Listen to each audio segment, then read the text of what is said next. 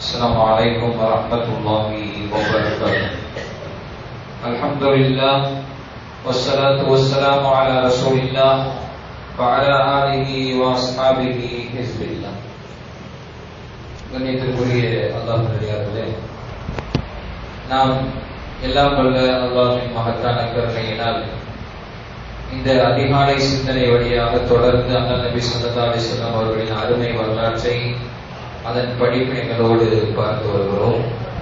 நபிகள் நாயகம் ஸல்லல்லாஹு அலைஹி வஸல்லம் அவர்களுடைய நபித்துவத்திற்கு பின்னால்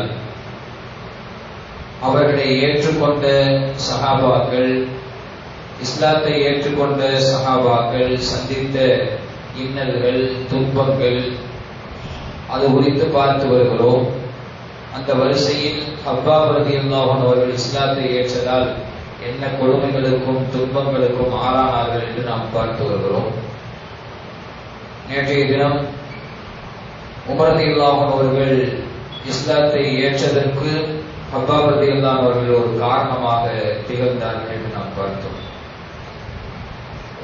இதற்கு முந்தைய உரையிலே நபிகள் நாயகம் ஸல்லல்லாஹு அலைஹி வஸல்லம் அவர்களிடத்திலே ஹப்பாப் ரலியல்லாஹு அன்ஹு அவர்களும் அதுபோல துன்பங்களுக்கும் இன்னல்களுக்கும் ஆளாக்கப்பட்ட சஹாபாக்கள் எல்லாம் நபிகள் நாயகம் ஸல்லல்லாஹு அலைஹி வஸல்லம் வந்து எங்களுக்காக நீங்கள் துஆ செய்ய மாட்டீர்களா என்று கேட்டார்கள்.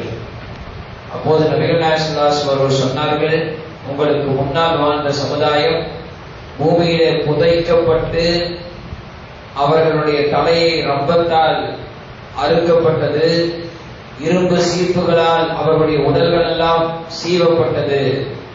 அது அவர்கள் பொறுமை காத்தார்கள், அதுபோல் நீங்களும் பொறுமை காத்திருங்கள். ஒரு காலம் வரும், இந்த சன்ஆவிலிருந்து ஹதரமௌத் வரையிலையும் நீங்கள் எந்த விதமான அச்சம் இல்லாமல் போவீர்கள், அதுவரையிலும் கொஞ்சம் பொறுமை காருங்கள் என்று சொன்னார். அதே போல பொறுமை காத்து இருந்தார்கள் ஹப்பாப் ரலியல்லாஹு அன்ஹு அவர்கள். பல்வேறு தொல்லைகள் துன்பங்களையும் அனுபவித்த இவர் பிற்காலத்தில் நிம்மதியாக நீண்ட காலம் வாழ்ந்தார். 4 ஹலீஃபாக்களுடைய ஆட்சி காலத்திலேயும் இவருடைய வாழ்க்கை நீடித்தது. அபூபக்கருடைய ஆட்சி காலத்திலேயும், உமர் ரலியல்லாஹு ஆட்சி காலத்திலேயும், உஸ்மான் ரலியல்லாஹு ஆட்சி காலத்திலேயும், அலி ரலியல்லாஹு ஆட்சி காலம் வரையிலையும் இந்த ஹப்பாப் ரலியல்லாஹு அவர்கள் வாழ்ந்தார். இவர் முன்னாள் படை வீரர் என்ற காரணத்தினாலே, போர்களெல்லாம் முன்னணியாக இருக்கிறார் என்ற காரணத்தினாலே நிறைய சொத்துக்கள் அவருக்கு வந்தது. பிற்காலத்தில் நிறைய சொத்துக்கள், பணம் அரசாங்கத்திலிருந்து இவருக்கு கிடைத்தது. அவ்வாறு பணம் வந்து சேர்கிற போதெல்லாம் அவர் கண்ணீர் வடிப்பார். நான் ஒரு காலத்திலே ஒட்டிய வயிறோடு வாழ்க்கை நடத்தி கொண்டிருந்தோம், இப்போது அல்லாஹ் ஏராளமான செல்வங்களை தந்திருக்கிறான், தங்க காசுகளையும் வெள்ளி காசுகளையும் அல்லாஹ் தந்திருக்கிறான் என்று அவர்கள் அதை எண்ணி பார்த்து, முற்கால வாழ்க்கையை எண்ணி பார்த்து அவர்கள் கண்ணீர் வடிப்பார்கள் என்று நாம் பார்த்தோம். மரியாதைக்குரிய சஹாபாக்கள் குறித்து அல்லாஹ் தஆலா குர்ஆனிலே சொல்லுகிற போது, வயூஸிரூன அலா அன்ஃபுஸிஹிம் வலவ் கான பிஹிம் ஹஸாஸா, அவர்கள் தங்களுக்கு தேவை இருந்தாலும் கூட பிறருக்கு தான் முன்னுரிமை அளிப்பார்கள் என்று அல்லாஹ் குர்ஆன்ல சொல்றார். எவ்வளவுதான் சொத்துக்கள் சேர்ந்தாலும் அவர்களுக்கே தேவை இருந்தாலும் கூட, குறைவான வசதி இருந்தாலும் கூட அந்த சஹாபாக்கள் பிறருக்கு தான் முன்னுரிமை கொடுப்பார் என்று அல்லாஹ் குர்ஆனிலே சஹாபாக்கள் குறித்து புகழ்ந்து சொல்லுகிறார். அதுபோல்தான் அந்த சொத்துக்கள் எல்லாம் அவருக்கு வந்து குவிந்த போது அவர்கள் ஆடம்பர வாழ்க்கை வாழவில்லை. ஹப்பாப் ரலியல்லாஹு அவர்கள் அந்த காசுகளை பிறருக்கு கொடுப்பதிலேயே அவர் முன்னணியிலே இருந்தார். தங்க காசுகளையும் வெள்ளி காசுகளையும் அவருடைய வீட்டின் முற்றத்திலே கொட்டி வைத்திருப்பார். அவரின் வீட்டுக்கு கதவுகள் கிடையாது. யார் வேண்டுமோ தேவையுள்ளவர்கள் வந்து எடுத்துச் செல்லலாம் என்று அப்படியே திறந்து வைத்திருப்பார் என்று அவருடைய வரலாற்றிலே பார்க்கிறோம். யாரெல்லாம் தேவைப்படுகிறதோ வந்து எடுத்துச் செல்வார், தாராளமாக வந்து எடுத்துச் செல்லுங்கள் என்று விட்டு நாம் இன்றைக்கு யோசித்து பார்க்கிறோம். யாராவது இப்படி நடப்பார்களா? நமக்கு வேண்டும் என்று இன்னும் சேர்க்கத்தான் பார்க்கிறார்களே ஒழிய, கஞ்சத்தனம் காட்டுகிறார்களே ஒழிய இது போன்று நடந்ததை பார்க்க முடியாது. ஹப்பாப் ரலியல்லாஹு அவர்கள் அப்படி நடந்தார்கள். ஏழைகள் ஆதரவற்றவர்கள் எல்லாம் அவருடைய வீடை தேடி வந்து அந்த காசுகளை அள்ளி செல்வார்கள் என்று வரலாற்றில் பார்க்கிறோம். இந்த ஹப்பாப் ரலியல்லாஹு அவர்கள் பத்ர், உஹது போன்ற எல்லா போர்களிலேயும் அவர்கள் முன்னணியிலே இருந்து போரிட்டிருக்கிறார்கள். ஹப்பாப் ரலியல்லாஹு அவர்கள் மிகச்சிறந்த ஒரு போர்க்கள வீரராக ஹப்பாப் ரலியல்லாஹு அவர்கள் திகழ்ந்தார்கள் என்று நாம் பார்க்கிறோம்.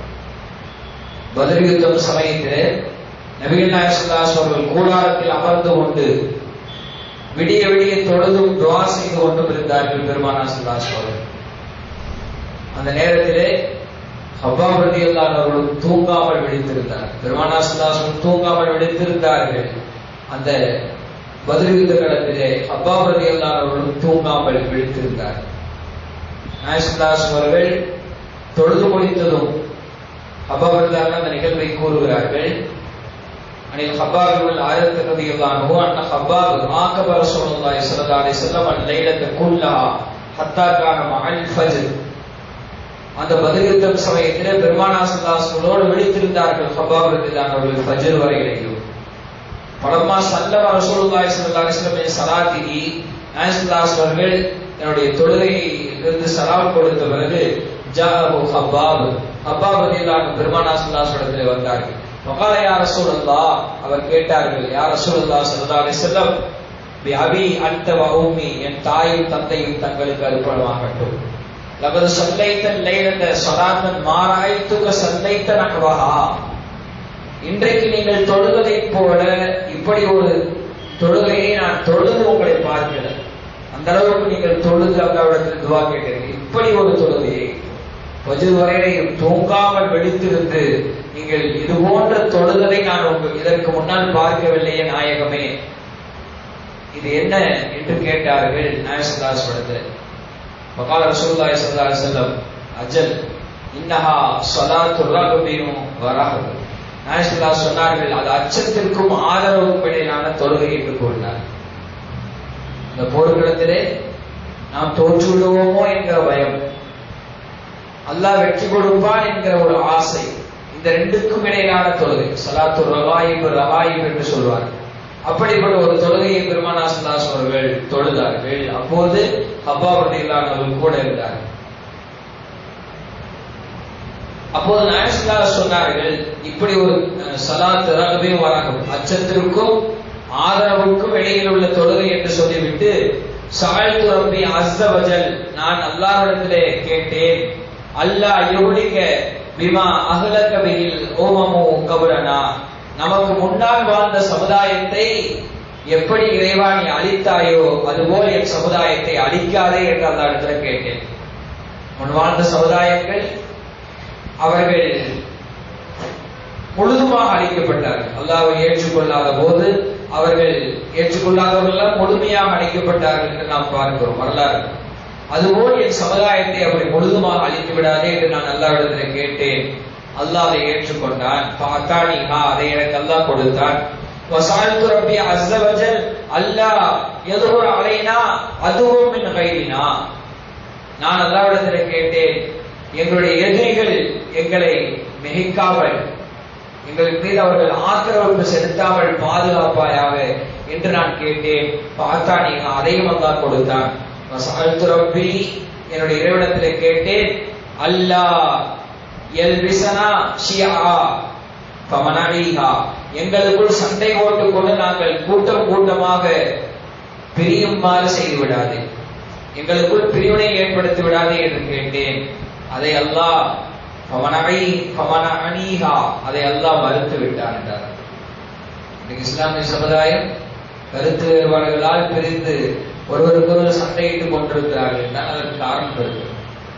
நாயகம் சொல்லுகிறார், 3 துவா கேட்டேன், என் சமுதாயத்தை அழைத்து விடாதே என்று கேட்டேன், அல்லாஹ் அதை தந்தான். எங்களை எதிரிகள் மிகைத்து விடாமல் காப்பாற்று என்று கேட்டேன், அல்லாஹ் அதை தந்தான். 3வதாக எங்களுக்குள்ளாக பிரிந்து விடாமல் பாதுகாத்து விடு என்று அல்லாஹ்விடத்தில் கேட்டேன், அல்லாஹ் அதை தராமல் தடுத்து விட்டான் என்று சொன்னார். இப்படி நபிகள் நாயகம் ஸல்லல்லாஹு அலைஹி வஸல்லம் எல்லா போர்க்களத்திலேயும் கலந்த ஹப்பாப் ரலியல்லாஹு அவர்கள் பல தொல்லறைகளையும் துன்பங்களையும் சகித்து பின்னர் ஒரு சுகமான வாழ்க்கை வாழ்ந்து இறுதியில் அகிருதியல்லாருடைய ஆட்சி காலத்திலே ஹிஜ்ரி 37ஆம் ஆண்டு, அதாவது சிஃபின் யுத்தம் நடைபெற்ற அந்த சமயத்தில் முஆவியா அவர்களுக்கும் அலிரலியல்லாஹு நடைபெற்ற அந்த யுத்தம், முஸ்லிம்களுக்குள்ளாகவே நடந்த அந்த யுத்தம், அதற்கு பிறகு 73வது வயதிலே கூஃபாவிலே ஹப்பாப் ரலியல்லாஹு மரணமடைந்தார்கள். இன்னா லில்லாஹி வ இன்னா இலைஹி ராஜிஊன். அப்போதுதான் சிஃபின் யுத்தம் நடைபெற்று முடிந்திருக்கிறது. அந்த யுத்தத்திலிருந்து அலிரலியல்லாஹு திரும்பி வந்து கொண்டிருக்கிறார்கள். வருகிற வழியிலேயே ஹப்பாப் ரலியல்லாஹுடைய மரண செய்தி அலிரலியல்லாஹு சொல்லப்படுகிறது. அவர்கள் இம்மார்க்கத்திற்காக மிக கடுமையான சோதனைகளை அனுபவித்தவர் ஹப்பாப் என்று அலிரலியல்லாஹு சொல்லிவிட்டு அவருடைய ஜனாசாவில் நான் கலந்து கொண்டே ஆக வேண்டும் என்றார்கள் அலிரலியல்லாஹு. அவர் வந்து கொண்டிருந்த பாதையை மாற்றி கூஃபாவுக்கு திரும்பினார்கள் அலிரலியல்லாஹு அவர்கள். வந்து ஹப்பாப் ரலியல்லாஹுடைய ஜனாசா தொழுகையை அலிரலியல்லாஹு அவர்கள் தான் தொழ வைத்தார். தொழ வைத்து முடித்துவிட்டு மக்களிடத்தில் பேசினார்கள். ஹப்பாபுக்கு அல்லாஹ் அருள் புரிவானாக. ஏனென்றால் மிகுந்த ஆர்வத்தோடு இஸ்லாமிய மார்க்கத்தில் சேர்ந்தார். அல்லாஹ்வின் கட்டளையை ஏற்று கட்டுப்பட்டவராக அவர் மக்காவிலிருந்து மதீனாவுக்கும் ஹிஜ்ரத் செய்தார். காலமெல்லாம் அவர் போர் வீரராகவே வாழ்ந்தார். அல்லாஹ்வே ஹப்பாபுக்கு ரஹ்மத் செய்வாயாக, கருணை காட்டுவாயாக என்று அலிரலியல்லாஹு அவர்களை ஜனாசா தொழுகை முடித்து வைத்துவிட்டு இப்படி ஒரு துஆ செய்தார்.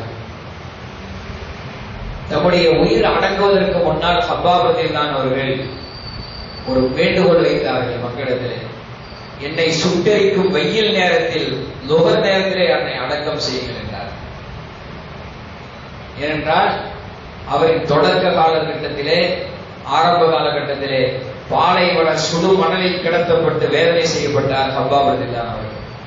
அதனால் அந்த நினைவோடு நான் இருக்க வேண்டும் என்பதற்காக வேண்டி என்னை மத்தியான வெயில் நேரத்திலே லுஹரிலே கொண்டு போய் அடக்கம் செய்யுங்கள் என்றார்கள். அவர் நான் தொடங்கி வைத்த அந்த பழக்கமாக இப்போதும் கூஃபாவிலே ஆண்கள் மரணித்தால் ஜனாசா லுஹரில் அடக்கம் செய்வது என்பது பல நூற்றாண்டு காலமாக வழக்கமாக இருக்கு.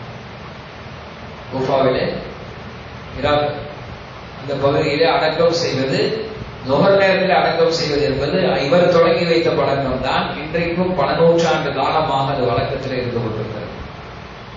அலிரலியல்லாஹு அவர்களை தொழ வைத்துவிட்டு அவர்களுக்கு துஆ செய்து போல நாமும் அவர்களுக்காக துஆ செய்வோம்.